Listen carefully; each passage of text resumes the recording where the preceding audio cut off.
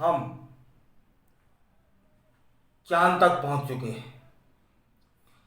सूरज पर पहुंचने की हमारी योजना है, जिस पर काम चल रहा है।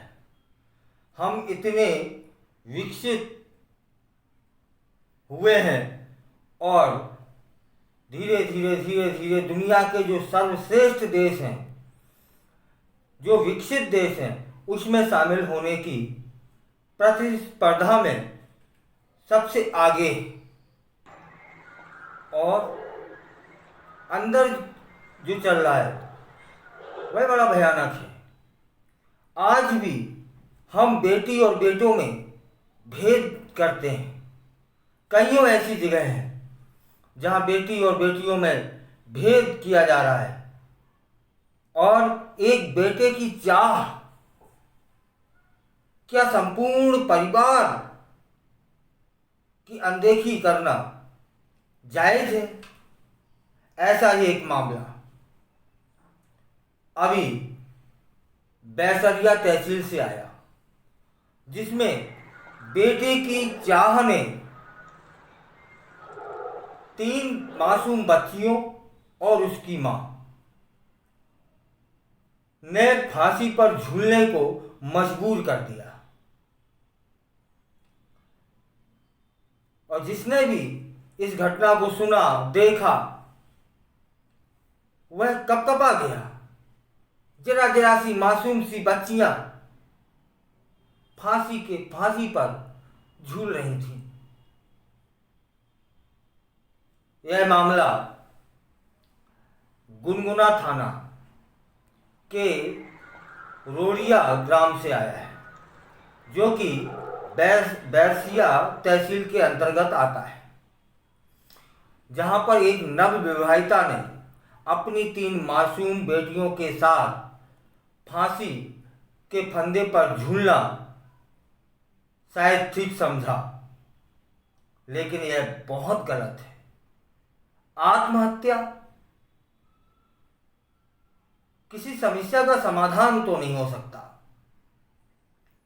खैर, जांच के बाद पुलिस ने उसके पति रणजीत सिंह यादव उर्फ रजत सहित ससुराल पक्ष की विनीताबाई, संतोष यादव और मोहित यादव के खिलाफ 498 और 304B के तहत मुकदमा दर्ज कर विवेचना चालू कर दी है। पुलिस ने जो बताया वह कि शादी के बाद से ही नवविवाहिता को पति सहित ससुराल के अन्य लोग दहेज की मांग को लेकर प्रताड़ित कर रहे थे। वहीं उसकी 3 बेटियों को जन्म देने के बाद पति और ससुराल पक्ष के लोग उसे ताने देकर मानसिक रूप से अधिक परेशान करने लगे थे। मृतका के परिवार वालों का आरोप है कि पति और ससुराल वालों की प्रताड़ना से तंग आकर ही उसकी बेटी ने फांसी लगाने की घटना को अंजाम दिया है और 3 बच्चियों को भी फांसी पर उसने फांसी लगाई, जिनमें से एक अच्छी बात यह है कि जब जो सबसे छोटी बेटी है, जिसका नाम मनु है, वह बच गई है। उसका इलाज हॉस्पिटल में चल रहा है और उसमें सुधार देखा जा रहा है। जो पीएम रिपोर्ट आई है उसमें मृतका के मायके के पक्ष के लोग बयान दर्ज किए थे कि मृतका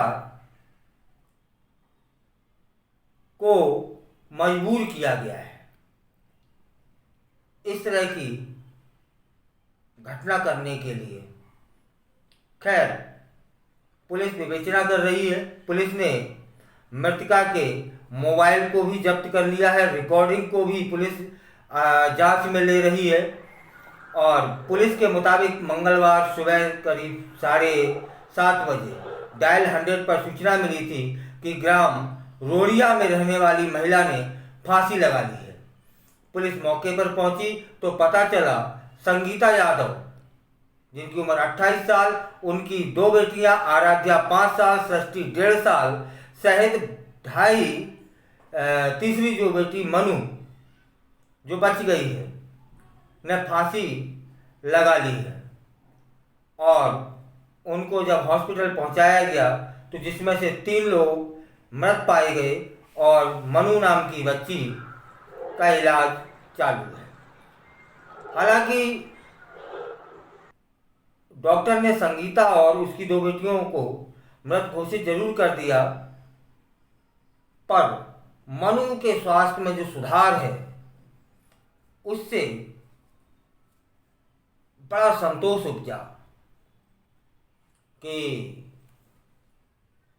कम से कम एक तो कोई बचा। बताते हैं कि संगीता मूल रूप से रायसेन की रहने वाली थी। 6 साल पहले मतलब 2018 में उसकी शादी ग्राम रोड़िया निवासी रजत यादव से हुई थी। रजत के पिता का टेंट हाउस का कारोबार है, वह कपड़े की दुकान भी चलाता है। मृतका के भाई नीरज यादव का आरोप है कि शादी के थोड़े समय के बाद से ही ससुराल पक्ष दहेज के लिए प्रताड़ित करने लगा था और इसके बाद मेरी बहन को 3 बच्चियां हुई, जिससे ससुराल पक्ष और ज़्यादा उसे मानसिक रूप से प्रताड़ित करने लगा कि बेटा नहीं जन्मा, वंश कैसे चलेगा,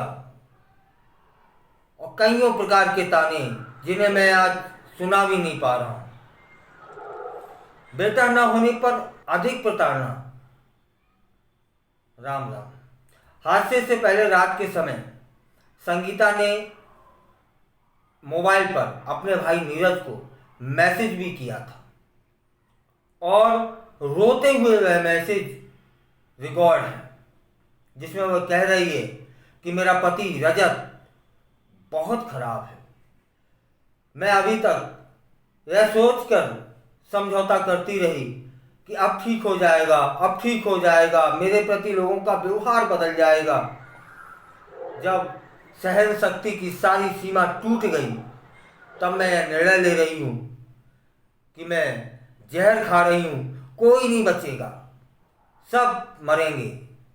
इसके बाद यह जो रिकॉर्डिंग है, यह जो व्हाट्सएप है, ये पुलिस के बतौर सबूत दे दिए गए हैं। इसके बाद उस महिला ने यह निर्णय लिया कि 3 मासूम बच्चियों के साथ फांसी के फंदे पर झूली। यह कितना दुर्भाग्यपूर्ण है कि आज भी बच्चों के लिए, बेटे के लिए लोग इस तरह का करते हैं।